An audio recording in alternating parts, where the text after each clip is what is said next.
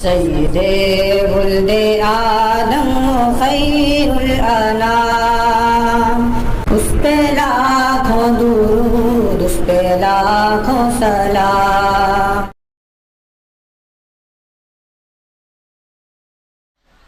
پیٹ میں پیٹرول جا چکا ہے، ایندھن۔ سب سے پہلے تو میں آپ کو مبارکباد دوں گی، یہ قابل مبارکباد ہیں آپ لوگ کہ اس نفع بخش پروگرام کا حصہ بنے۔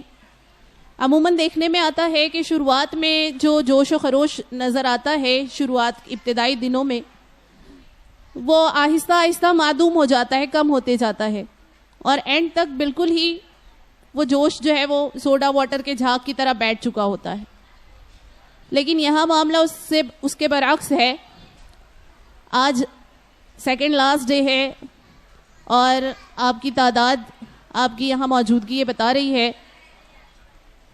کہ جوش ابھی ماند نہیں پڑا۔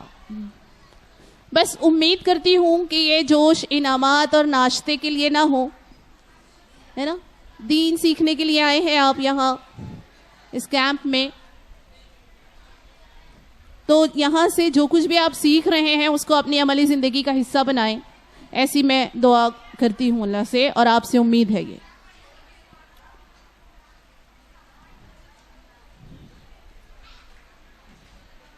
شروعات کرتے ہیں آج کے لیکچر کی۔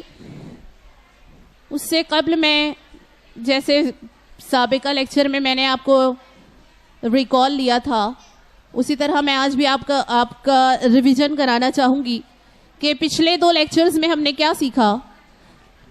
اخلاق حسنہ یعنی اچھی عادات، اچھی عادتیں جن سے ایک انسان کو بطور ایک مسلمان کے مزین ہونا چاہیے، وہ اچھی عادتیں جو ہم کو ایک مثالی معاشرہ تشکیل دینے میں مددگار ہوتی ہیں۔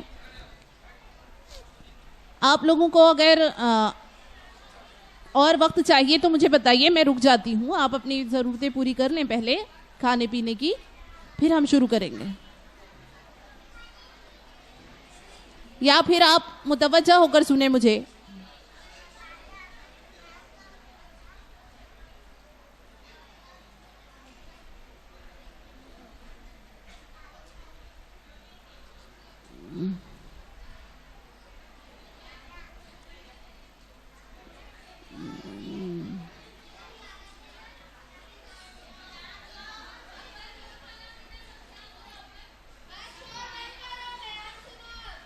کھانا پینا ہو جائے تو مجھے بتائیے، پھر میں شروع کرتی ہوں۔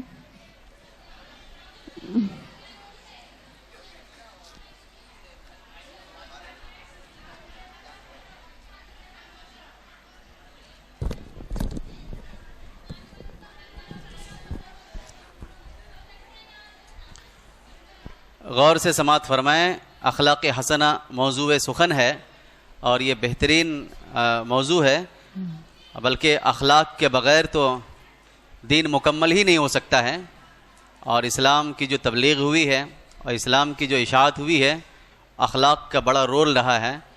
اور صرف یہ نہیں کہ اخلاق صرف مسلمانوں کے لیے لازمی ہے، وہ قوم ہی قائد ہے اور فاتح ہے جہاں میں، وہ قوم ہی قائد ہے اور فاتح ہے جہاں میں، جس قوم کے اخلاق کی چلتی رہے تلوار، اس قوم کی دنیا میں نہیں کچھ بھی حقیقت، جس قوم کے اخلاق کا گھٹ جاتا ہے معیار۔ تو یہ اخلاق ہے۔ اس لیے تمام طالبات سے درخواست ہے کہ آپ چاہے آپ اپنے والد محترم کے گھر رہیں یا دوسرے کے گھر رہیں، ہر جگہ آپ کو اخلاق ہی کام آئے گا۔ اخلاق کے بغیر نہ آپ اپنی ساس کے دل کو جیت سکتی ہیں، نہ شوہر، نہ ہی سسرال کے کسی فرد، نہ ہی میکے کے کسی فرد کو دل جیت سکتی ہیں۔ اس لیے اخلاق کے موضوع پر جو بیان ہو رہا ہے اس بیان کو غور سے سنیے۔ بلکہ میں نے دیکھا ہے کہ مطالعہ کرنے والے ایسا مطالعہ کیے ہیں کہ کھا بھی رہے ہیں اور مطالعہ بھی کر رہے ہیں، پی بھی رہے ہیں اور مطالعہ بھی کر رہے ہیں۔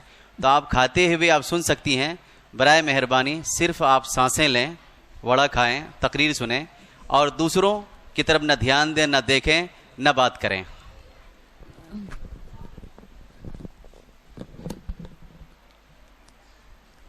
شروع کرتے ہیں پھر سے۔ اعوذ باللہ من الشیطان الرجیم، بسم اللہ الرحمن الرحیم۔ اس سے قبل جو لیکچرز ہوئے ہمارے، اس میں ہم نے جو سیکھا تھا جسٹ اس کو ریکال کرتے ہیں اور پھر آگے بڑھتے ہیں نئی صفتوں کی طرف. ہم نے سیکھا والدین سے ہمیں حسن سلوک کرنا چاہیے، اور حسن سلوک کے سب سے زیادہ جو مستحق ہیں وہ ہمارے والدین ہیں. صدق و امانت ہمارے اندر ہونی چاہیے. ایک مسلمان کو سچا ہونا چاہیے، صادق ہونا چاہیے، امین ہونا چاہیے، اس کو انصاف پسند ہونا چاہیے. مسلمان کو جھوٹ سے، ظلم سے، ریا سے، مکر سے، فریب سے بالکل اس کا کوئی واسطہ نہیں ہونا چاہیے مسلمانوں کا. یہ ساری چیزیں ہم نے پڑھی ہیں کہ زبان کی سختی جو ہے وہ کیسے ہماری زندگی میں زہر گھول سکتی ہے، اور نرم خوئی کیسے جو ہے وہ غیروں کو ہمارا گرویدہ بنا سکتی ہے. آگے بڑھیں گے ہم. زیادہ تر چیزیں تو ہم نے ڈسکس کر ہی لی ہیں. کچھ جو چند صفات باقی رہ گئی ہیں ان کو آج ہم ڈسکس کریں گے، اور اس کے بعد ہم اپنی زندگی کا اس کے ساتھ ساتھ جائزہ لیتے چلیں گے کہ ہمارے پاس ان میں سے کتنی اخلاقی صفتیں موجود ہیں اور کتنوں پر ابھی ہمیں کام کرنا باقی ہے. میں نے آپ کو اس سے قبل 2 اسائنمنٹ بھی دیے تھے کہ آپ کو اپنے اور اپنے والدین کے تعلق کا جائزہ لینا ہے اور اس کو بہتر بنانے کی کوشش کرنی ہے. اور عفو و درگزر کا جب باب ہم نے پڑھا تو میں نے آپ سے کہا تھا کہ اپنے دل سے کسی ایک شخص کو جس نے آپ کے ساتھ زندگی میں کبھی برا کیا ہو اس کو دل سے معاف کیجئے. امید کرتی ہوں کہ آپ نے اس پر کام کیا ہوگا یا کر رہے ہوں گے. آج ہم جن اخلاقی صفتوں پر بات کرنے والے ہیں ان میں سے پہلا ہے سخاوت اور فیاضی. سخاوت یعنی کیا؟ عطا کرنا، دینا، فیض پہنچانا، لوگوں کو نفع پہنچانا. اس کا الٹ کیا ہے؟ سخاوت کا الٹ ہے بخیلی، کنجوسی، روک روک کر رکھنا، چھپا چھپا کر رکھنا، دبا دبا کر رکھنا.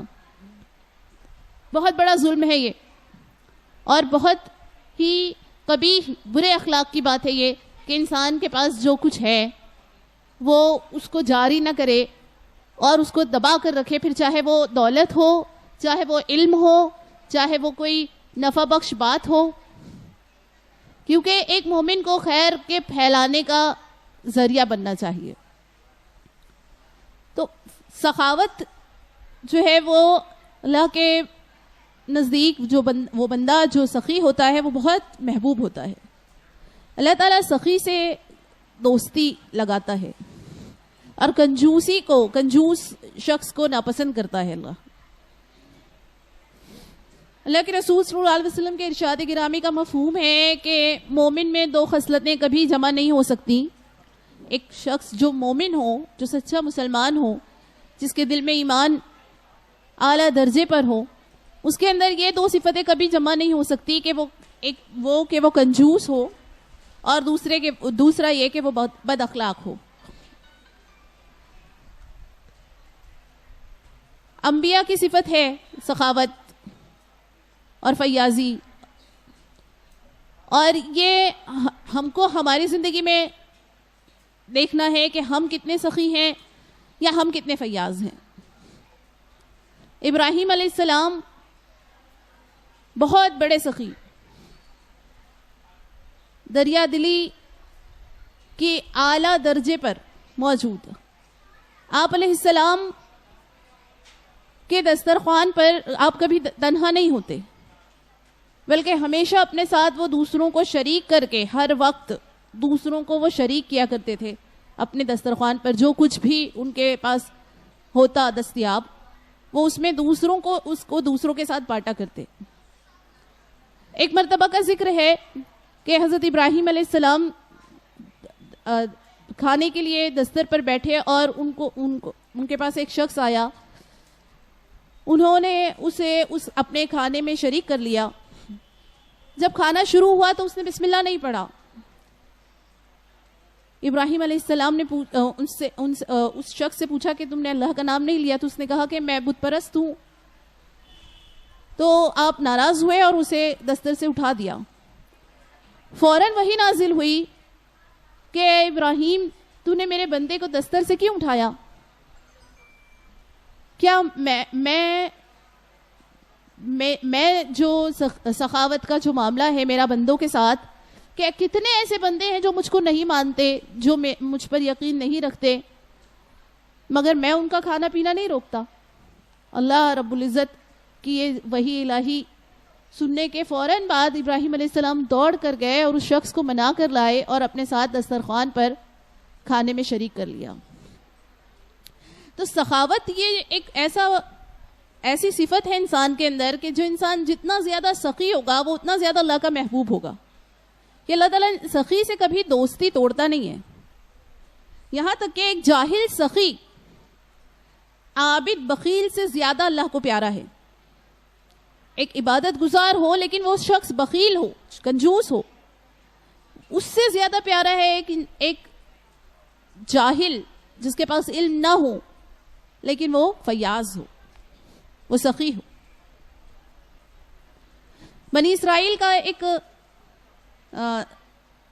روایت ہے کہ اللہ تعالیٰ اپنے بندوں کی سخاوت کو آزماتے رہتے ہیں. چنانچہ ایک بار ایک موقع پر بنی اسرائیل میں 3 شخص تھے. ایک کوڑھی تھا جس کو کوڑھ کا مرض تھا، ایک گنجا تھا جس کے سر پر بال نہیں تھے، اور ایک نابینا تھا جو بینائی سے محروم تھا. ان کو اللہ نے آزمانا چاہا اور ان کے پاس ایک فرشتے کو بھیجا.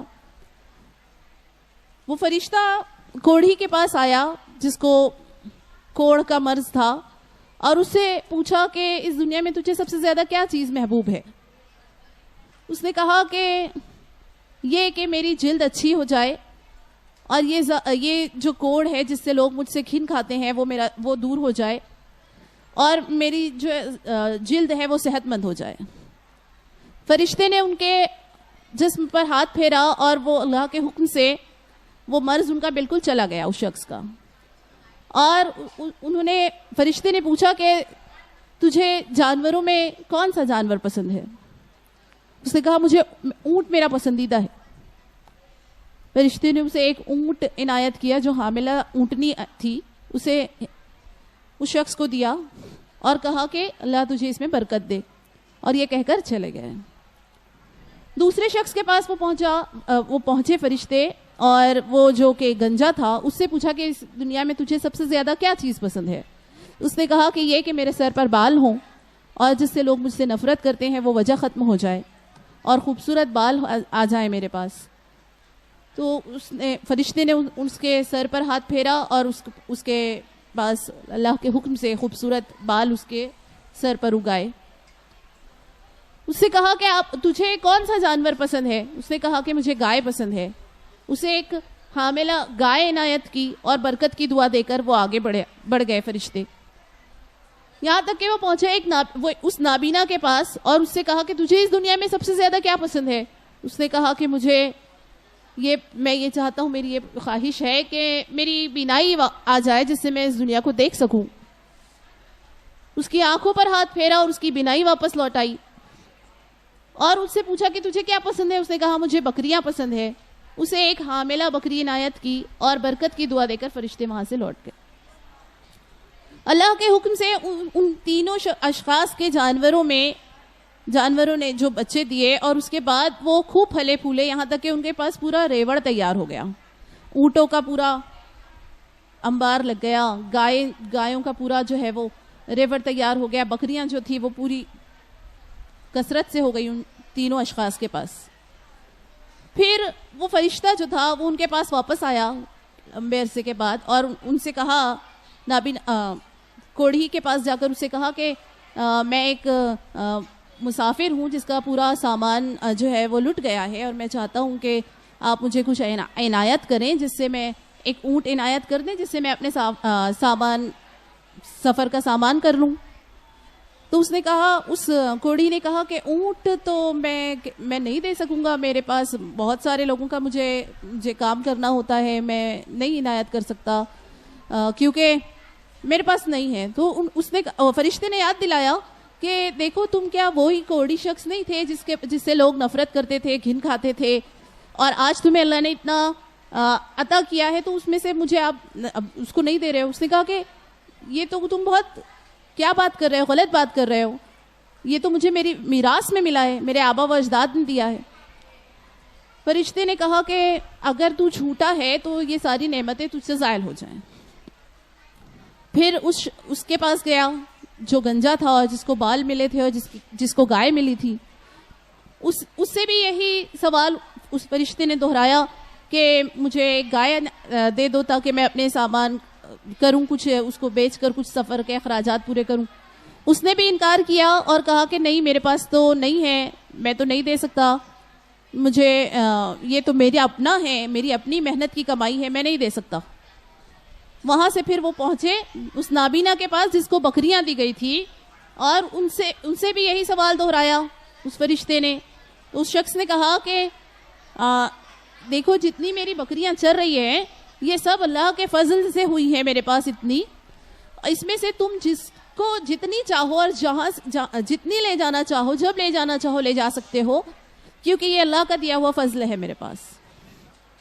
فرشتے نے اس سے کہا کہ یہ تمہارے اوپر آزمائش تھی, یہ اللہ تم کو آزما رہا تھا, اور باقی جو دو تمہارے ساتھی تھے ان سے اللہ ناراض ہوا, اور تمہارے اس سخاوت کی وجہ سے اللہ تم سے راضی ہے, اور تمہاری اس نعمت میں اور برکت دی جاتی ہے. کہنے کا مقصد یہ تھا اس بات سے کہ سخاوت جو ہے, ایسا لگتا ہے کہ مال کم ہو رہا ہے جب دیا جاتا ہے, خرچ کیا جاتا ہے, لیکن سخاوت کی وجہ سے اللہ اس کو بڑھا دیتا ہے. تو اگر ہمارے اپنی زندگی میں سخاوت نہیں ہے, اگر ہم اپنی زندگی کا پھر اب اس بات سے ہم کو جائزہ لینا چاہیے کہ ہمارے اندر ہے کیا سخاوت. آج تو عالم یہ ہو چکا ہے کہ مہمان اگر آ جائیں گھر میں تو پہلے تو 3 دن کے بعد باسی ہوا کرتا تھا مہمان, آج تو شام میں ہی باسی ہو جاتا ہے. 3 دن کے بعد اس کی ضیافت بھاری پڑتی تھی یا کچھ گرا گزرتا تھا, لیکن آج تو 1 سے 2 وقت کا کھانا کھلا دیں تو پھر پورا بجٹ ہل جاتا ہے. ایسا مینٹالٹی بن چکی ہے, ایسا نظریہ بن چکا ہے, جبکہ کھلانے والا تو رازق ہمارا اللہ ہے. اور اگر کوئی ہمارے رزق میں سے کھاتا ہے تو وہ اپنے حصے کا رزق کھا رہا ہے نا, ہمارا رزق نہیں کھا رہا. ہمارے گھر میں ہمارے دسترخوان پر اگر کوئی کھاتا ہے, یہ بڑا المیہ ہے آج کے دور کا کہ قدروں کی جو ہے, ویلیوز کی جو ہے وہ کوئی قیمت نہیں رہ گئی ہے, اور ان کو ہم قصہ پارینہ سمجھتے ہیں. ایسا اگر ہوتا تھا تو پہلے وقتوں میں ہوتا تھا, آج نہیں ہوتا. آج بھی ہوگا, کہتے آج بھی ہو سکتا ہے.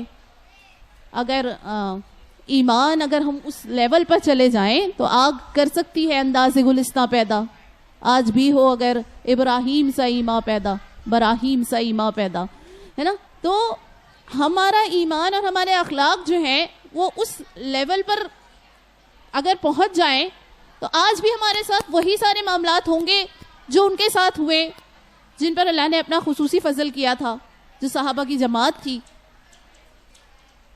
تو سخاوت کو ہم کو اپنی زندگی میں شامل کرنا ہے, چاہے وہ ایک چائے کی پیالی ہی کیوں نہ ہو. چائے کی پیالی بہت اتنا یعنی بخیلی آ گئی ہے کہ مہمان آ جاتے ہیں تو ان کی ضیافت کرنا جو ہے وہ مشکل لگتا ہے, ان پر خرچ کرنا جو ہے وہ گرا گزرتا ہے. اچھے میٹھے بول اور ایک پیالی چائے کام کر دیتی ہے. وہ کام جو پورا دسترخوان بچھا ہوا بھرا ہوا نہیں کر سکتا, وہ آپ کے میٹھے بول اور ایک چائے کی پیالی کر سکتی ہے. ہم اس سے بھی محروم ہو رہے ہیں. میرے خیال سے میں صرف خواتین سے مخاطب ہوں, بچے جو ہیں وہ اس پر, بچوں کے لیے نہیں ہیں یہ ساری باتیں, لڑکوں کے لیے, کیونکہ لڑکوں کی توجہ, لڑکوں کا ارتکاز تو بہت زیادہ ہلا ہوا نظر آ رہا ہے مجھے یہاں سے. بچوں یہ باتیں آپ کے لیے بھی ہیں. میں کوشش کروں گی انشاءاللہ اس کو بہت سمپلیفائی کرنے کی کہ آپ کو کیا کرنا ہے اور کیا نہیں کرنا, ڈوز اینڈ ڈونٹس آپ کے لیول پر آ کر انشاءاللہ. کیونکہ کالج کے بچے تو مجھے نظر نہیں آ رہے, اسکول کے بچے ہی دکھ رہے ہیں, چھوٹے بچے. ہو سکتا ہے میری یہ باتیں ان کی سمجھ سے باہر ہوں. بیٹا آپ کا ارتکاز, آپ کی توجہ بھی چاہیے مجھے, تاکہ مجھے لگے کہ پیغام کی ترسیل ہو رہی ہے, بات پہنچ رہی ہے. ہاں, اطمینان سے بیٹھیں, سکون سے بیٹھیں. مجھے پتا ہے تحقیق یہ کہتی ہے, دیکھیے کہ آج جو کتنا بھی بڑا شارپ انسان ہو, کتنا بھی بڑا ٹیلنٹڈ ہو, انٹلیکچوئل مائنڈ ہو, وہ زیادہ سے زیادہ 20 منٹس فوکس کے ساتھ سن سکتا ہے. 20 منٹس, اس کے بعد آپ کی توجہ جو ہے وہ بھٹکنے لگتی ہے.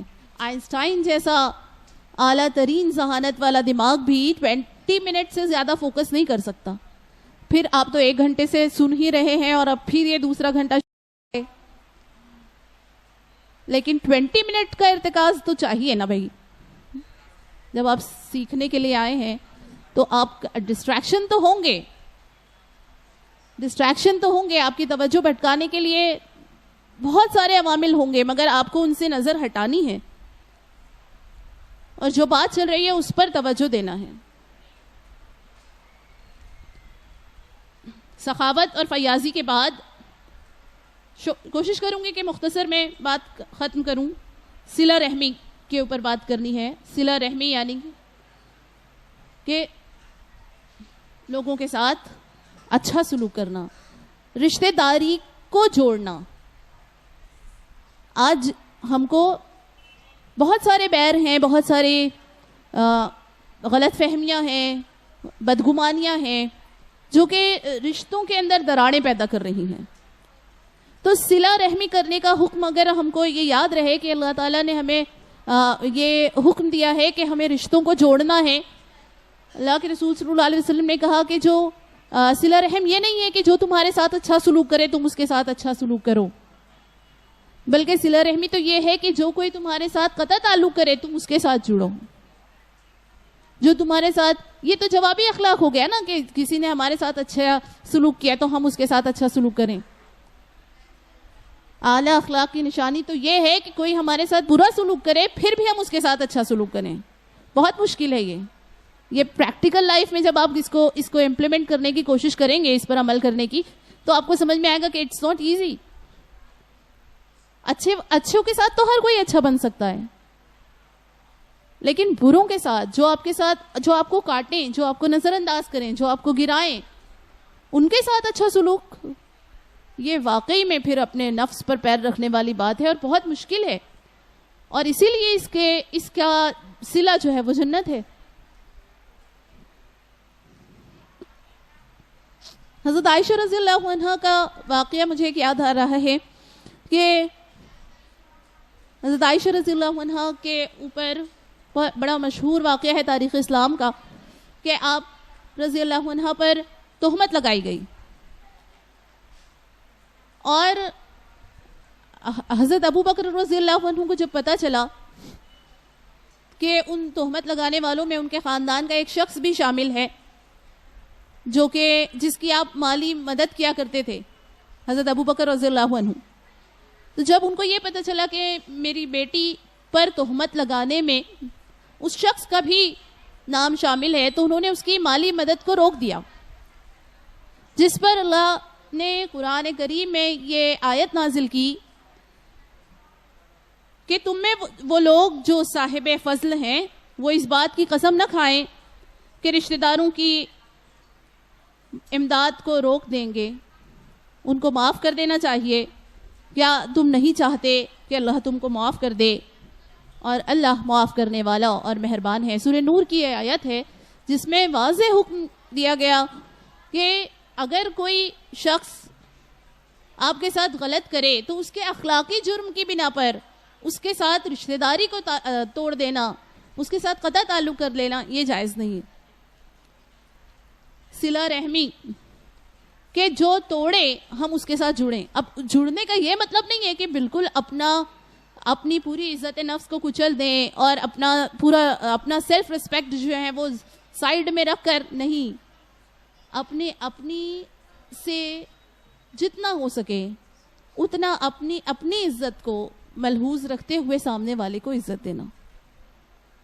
یعنی یہ کہ بالکل قطع تعلق کر دینا، ناٹ ڈن، یہ نہیں ہونا چاہیے.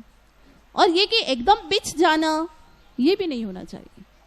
جو شخص ہم کو شر پہنچا رہا ہے ہم اس کو شر نہیں پہنچائیں، یہ کر سکتے ہیں ہم. اور اس کی ہدایت کے لیے دعا کریں، یہ کر سکتے ہیں ہم. اور یہ کرنا چاہیے ہمیں کہ جو ہمارے ساتھ برا کر رہا ہو اس کے ساتھ برا نہ کرتے ہوئے ہم اس کے اچھے بن جانے کی اگر ہم کوئی عملی کاوش نہیں کر سکتے، بہت بڑی بات ہے یہ. اور یہ ہر ایک انسان کے بس کی بات بھی نہیں ہو سکتی، لیکن کم از کم ہم اتنا ضرور کر سکتے ہیں کہ اس کی ہدایت کے لیے دعا کریں اور اپنے آپ کو اس کے شر سے بچائیں، قطع تعلق کیے بغیر سلام دعا تک محدود ہو جائیں. لیکن یہ کہ بالکل رشتہ داری کو ترک کر دیں، جس طریقے کے آج معاملہ ہے کہ منہ پر دیکھنا گوارا نہیں کرتے لوگ ایک دوسرے کے، جنازے میں شریک نہیں ہوتے، شادیوں میں تو بہت دور کی بات. یہ ایسی دشمنی، یہ اس کی بہت خطرناک پکڑ ہے اور اس کا بہت ہم کو جواب دینا پڑے گا اگر اللہ نے پوچھ لیا تو.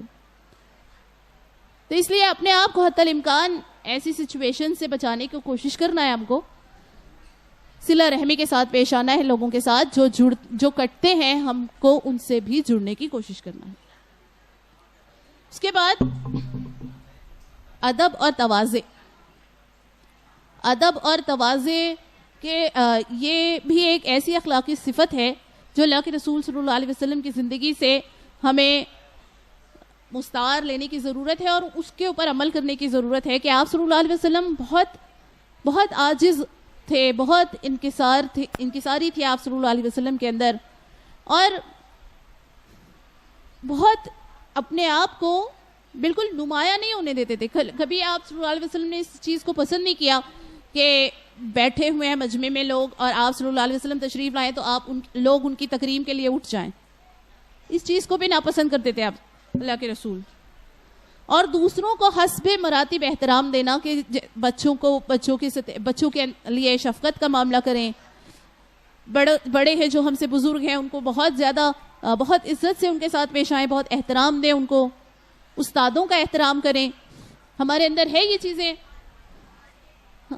استاد کا احترام تو میں تو اس پر پھر گھنٹوں بات کر سکتی ہوں کہ میں خود ایک استاد ہوں اور میں جس طریقے سے استاد کے مرتبے میں جو گراوٹ دیکھ رہے ہیں ہم کہ ایسے چل رہی ہوتی ہیں بازو سے بچیاں اور کہیں سے بھی ٹھوکر مار کر چلے جائیں گے، کوئی ادب اور مرتبے کا کوئی لحاظ نہیں. کوئی استاد، ہم تو استاد کے سامنے نظر اٹھا کر دیکھنا کی جسارت نہیں رکھتے تھے. اتنا ادب ہونا چاہیے، اتنا احترام ہونا چاہیے. والدین کے ادب اور احترام پر ہم بہت تفصیل میں بات کر چکے ہیں. رشتہ داروں کے اندر جو جس لحاظ سے ہم سے جس رشتے میں ہیں ان کو ویسا رشتوں کا احترام دینا چاہیے.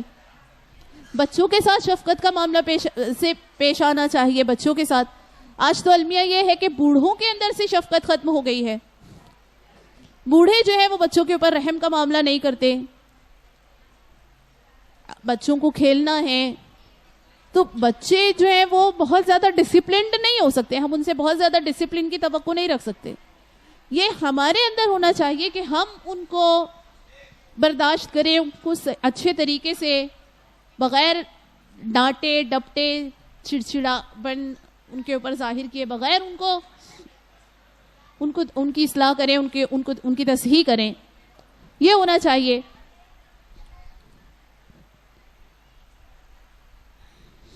شفقت جو ہے بڑوں کے اندر سے بھی ختم ہو گئی ہے. تو ہم بچوں کے اندر کیا اس چیز کی توقع رکھیں کہ وہ بچے جو ہیں وہ اپنے سے چھوٹے بچوں کے ساتھ رحم کا معاملہ کریں گے. آپ اسکول کالجز میں دیکھ لیجئے جس طریقے کے معاملات چل رہے ہیں کہ گینگ وارز اب سامنے آتی ہیں کہ گروپ کی شکل میں لڑنے لگے ہیں آج کل تو لڑکے، اور لمبا چلی جاتی ہے وہ ان کی لڑائیاں. تو ادب اور تواضع انسان کے اندر ہونی چاہیے. ایک شخص جو ہے وہ اسے مزین ہونا چاہیے.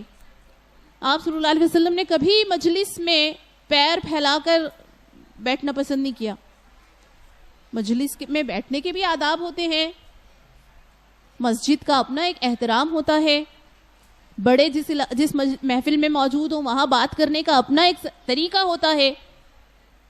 گفتگو کی اپنی ایک روش ہونی چاہیے.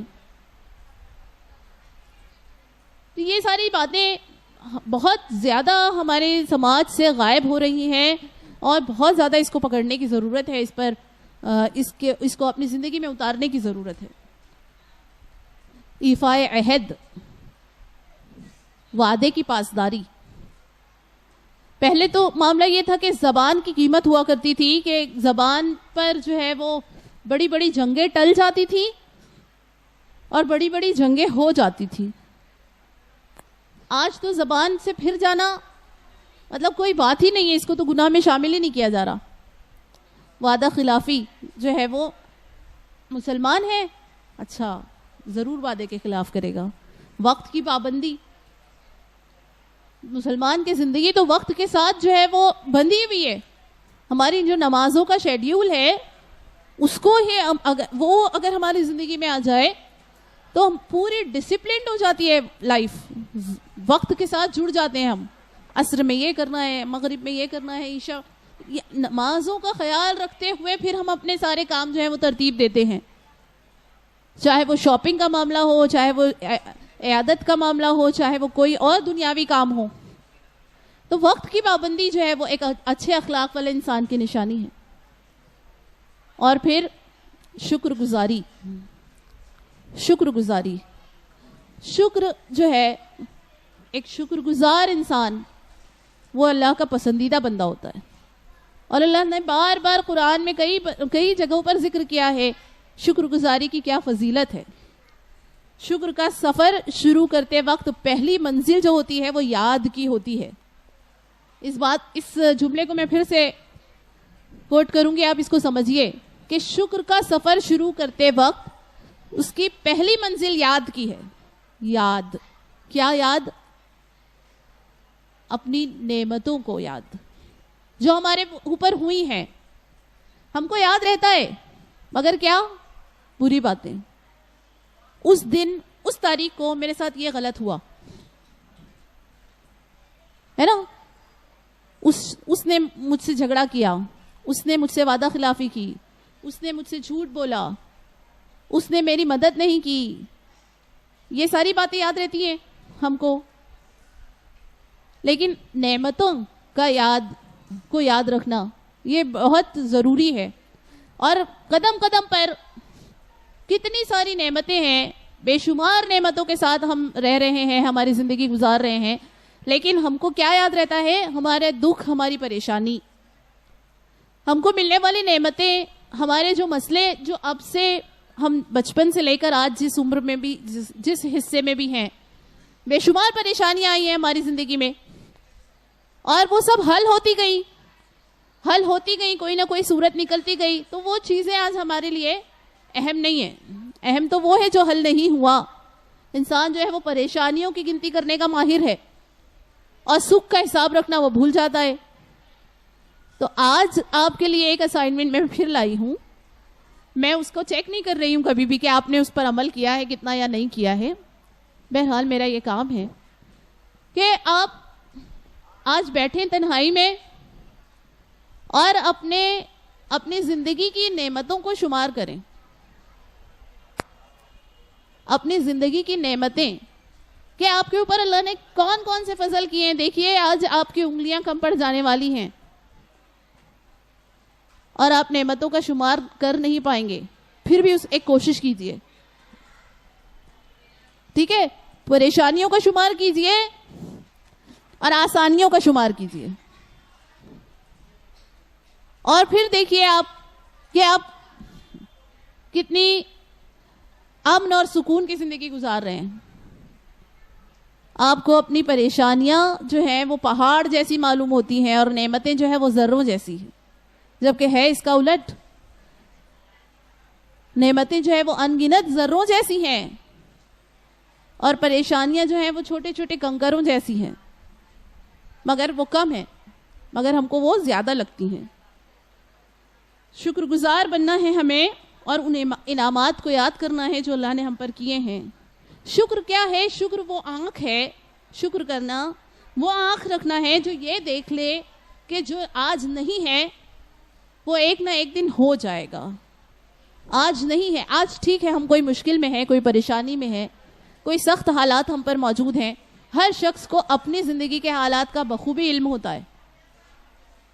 ہم اپنی زندگی میں ابھی کس مشکل وقت سے گزر رہے ہیں یہ ہمارے سے زیادہ اچھا کوئی نہیں جانتا، اور ہم جانتے ہیں، ہمارا اللہ جانتا ہے. اور آج یہ مشکل چاہے وہ کتنی بڑی نظر آتی ہو، کچھ عرصے کے بعد وہ مشکل حل ہو جانی ہے. یہ ایٹیٹیوڈ رکھنا، یہ نظریہ رکھنا، یہ انسان کو شکر گزار بناتا ہے. اور اللہ نے تو خود کہا ہے قرآن میں کہ اگر تم شکر کرو گے تو میں اور زیادہ دوں گا، ہے نا.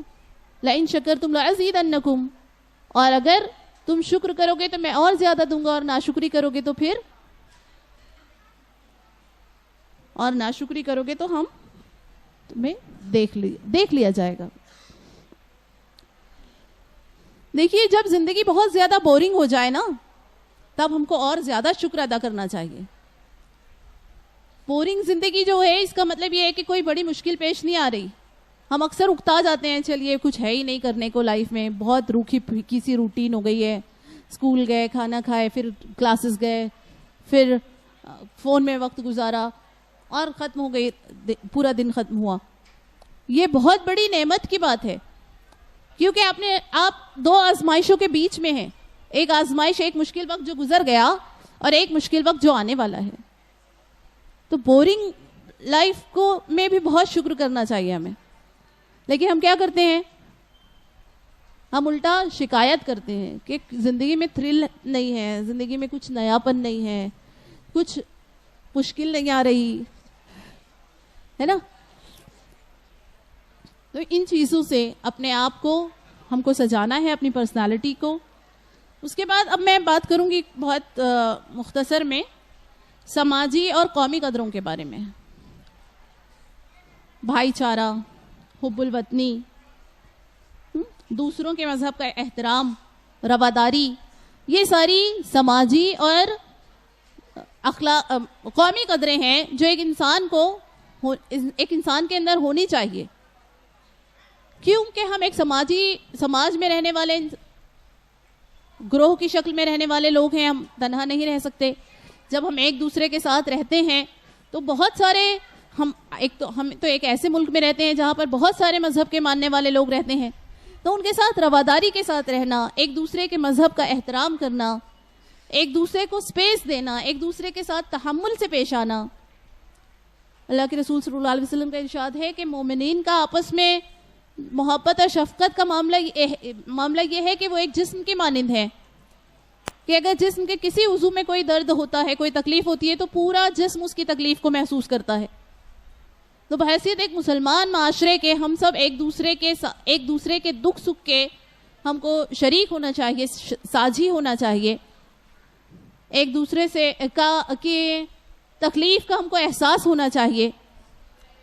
ہم جس ملک میں رہ رہے ہیں وہاں پر جو اکثریت کا جو طبقہ ہے جو کہ بت پرستوں کا ہے، ان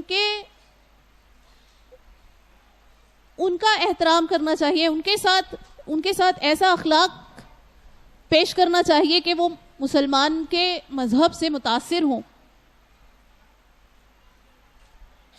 اور ان کے اندر آج جو ہے وہ آج ہمارے ملک کا جو بھی معاملہ ہے، میں بہت زیادہ کھل کر نہیں کہوں گی، لیکن ہم سبھی جو لوگ بھی پڑھتے ہیں ہوں گے نیوز پیپر اور اخبارات کے علاوہ جو سوشل میڈیا پر جو نیوز چل رہی ہے ان سب سے ہم سب آگاہ ہیں، ہونا چاہیے ہم سب کو. نہیں ہے تو یہ ملک کے معاملات جو ہیں وہ بالکل بدامنی کی طرف ہیں.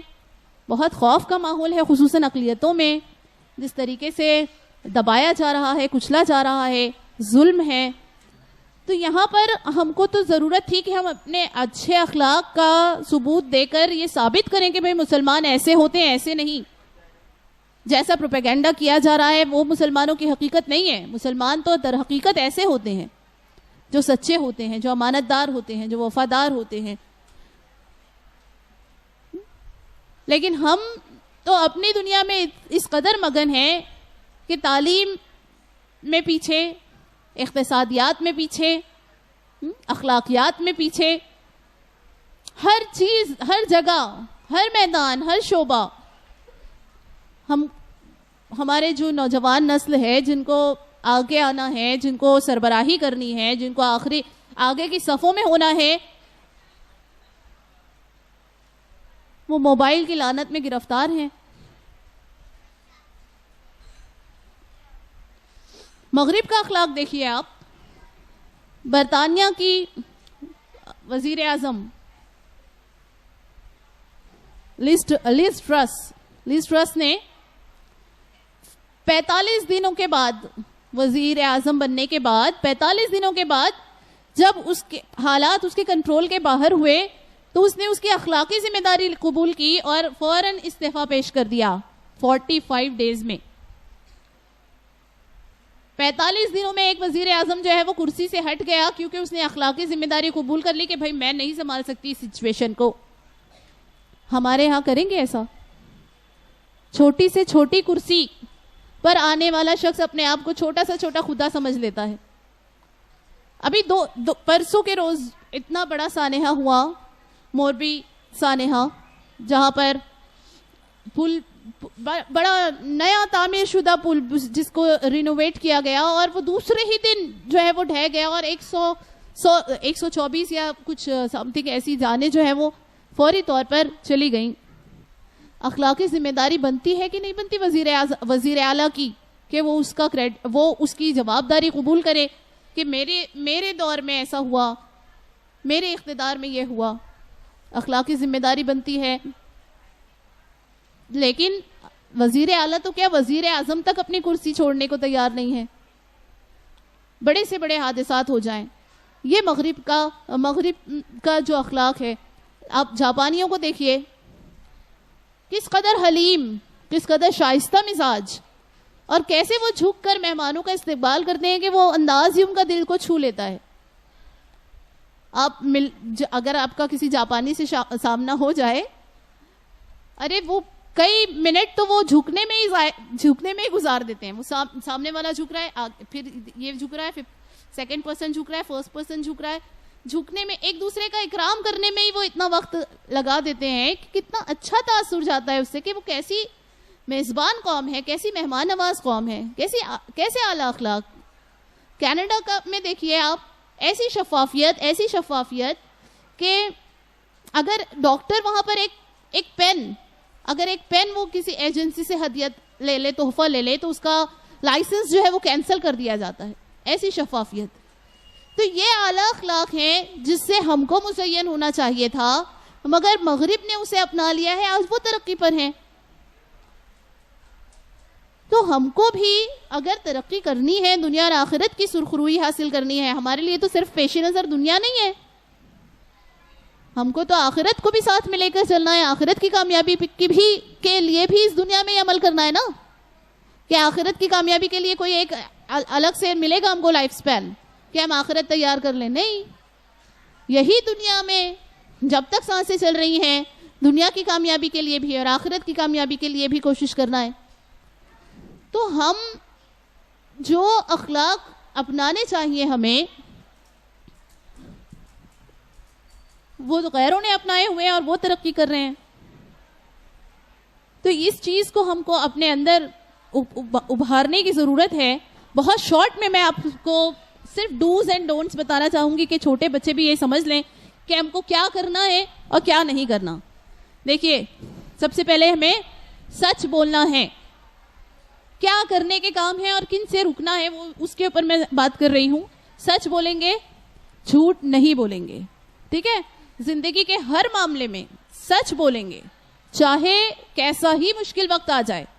سچ بول کر دیکھیے آپ اس مشکل وقت میں، آگے آپ کو سچ بولنا اتنا آسان لگے گا اگر آپ نے ایک کریٹیکل سچویشن میں سچ بول لیا جہاں پر آپ جھوٹ بول کر بچ سکتے تھے اور وہاں آپ سچ بول لیے تو انشاءاللہ اللہ آپ کو سچویشن سے نکالے گا اور پھر آپ کے اندر سچ بولنے کی جو عادت ہے وہ پختہ ہوتی جائے گی. نرم خوئی اختیار کیجئے. دوسرا کرنے کا کام, نرم خوئی اختیار کیجئے اور بد خوئی سے بچیے, تند خوئی سے بچیے. نرمی سے بات کیجئے. نرمی سے 100 کام بنتے ہیں. نرمی سے خوشامد نہیں کہہ رہی ہوں میں, 100 کام بنتے ہیں خوشامد سے بھی زمانے میں, مگر میں خوشامد کی بات نہیں کر رہی ہوں, میں نرمی کی بات کر رہی ہوں. نرم میٹھے بول جو ہیں وہ آپ کو جو ہے وہ ایسا محبوب بنا دیں گے لوگوں کی نظر میں کہ پھر آپ جو ہے وہ بہت پسندیدہ بن جائیں گے. ٹائٹ بات کرنے سے بچیے, کڑک بات کرنے سے بچیے. وہ بات جو سیدھا دل توڑ دیتی ہے. بہت زیادہ دیکھیے لہجے جو ہے نا وہ مار بھی سکتے ہیں, وہ مائل بھی کرتے ہیں, گھائل بھی کرتے ہیں, قائل بھی کرتے ہیں, الفاظ بھی اور لہجے بھی. لیکن لہجے جو ہے وہ بہت زیادہ اثر رکھتے ہیں. اچھا یہ جو ٹون ہوتا ہے جو بہت میٹر کرتا ہے آج, اس ٹون کو نرم کیجئے, نیچے لائیے. ہائی پچ پر جانے کی بہت زیادہ ضرورت نہیں ہوتی ہمیشہ ہر وقت. ہائی پر ہونے کی, بہت تیز اور چیخ کر بات کرنے والے ہی کی بات سنی جائے گی, ایسا نہیں ہے. نرم لہجہ اختیار کیجئے. تیسرا چیز, والدین کی اطاعت کیجئے. والدین کی بات مانیے. دیکھیے آپ کے والدین سے زیادہ مخلص آپ کے لیے کوئی بھی نہیں ہوگا دنیا میں.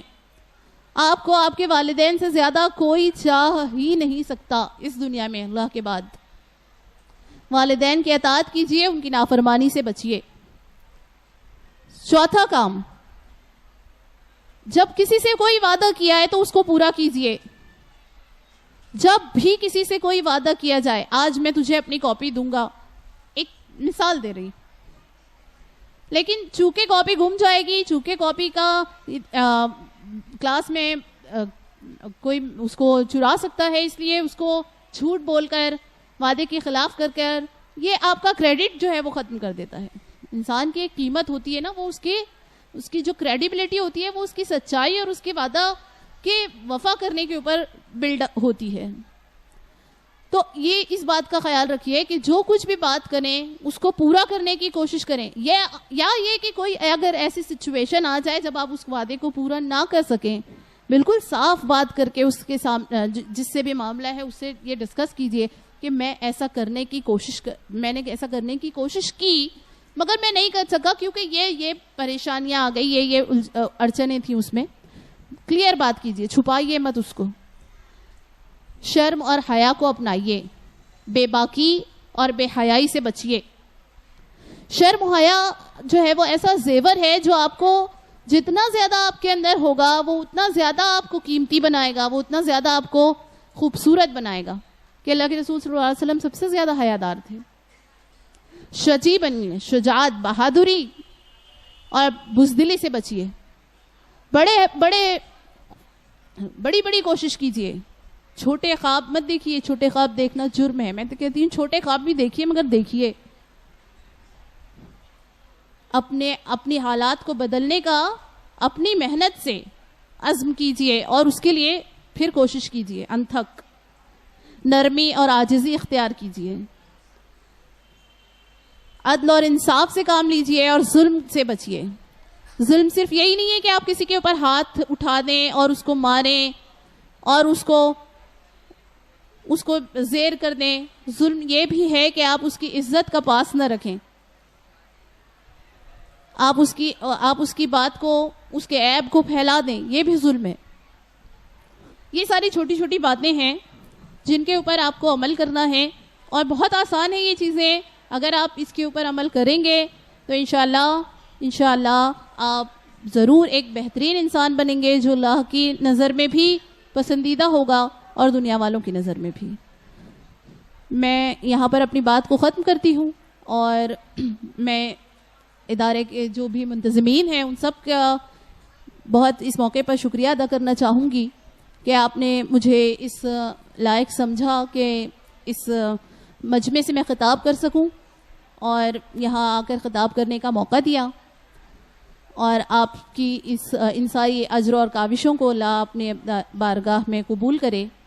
اور آپ سب سے اس بات کی بھی میں ایک ریکویسٹ کروں گی کہ میرے والد جو ہیں وہ بیمار ہیں, سخت بیمار ہیں, فالج کا اٹیک ہوا ہے انہیں, اور میں چاہوں گی کہ آپ سب انہیں اپنی خصوصی دعاؤں میں یاد رکھیں کہ اللہ انہیں صحت دے, شفائے کاملہ عطا کرے. آمین. آپ سب سے اس بات کے ساتھ میں وداع لیتی ہوں کہ جو کچھ بھی بتائی گئی باتیں ہیں ان پر عمل کرنے کی کوشش کریں گے. اللہ سے دعا ہے کہ اس سارے وقت کو ہمارے لیے توشہ آخرت بنائے اور ہمیں کہنے اور سننے سے زیادہ عمل کی توفیق عطا فرمائے. وآخر دعوانا ان الحمدللہ رب العالمین. جزاک اللہ. میں ہم سب مل کر محترمہ حنا فرحین صاحبہ کا شکریہ ادا کرتے ہیں کہ انہوں نے تمام تر مصروفیات کے باوجود اور ایک لمبی مسافت ہے, شہر بھیونڈی کے مغربی سید ولد آدم خیر الانام, اس پہ لاکھوں درود, اس پہ لاکھوں سلام.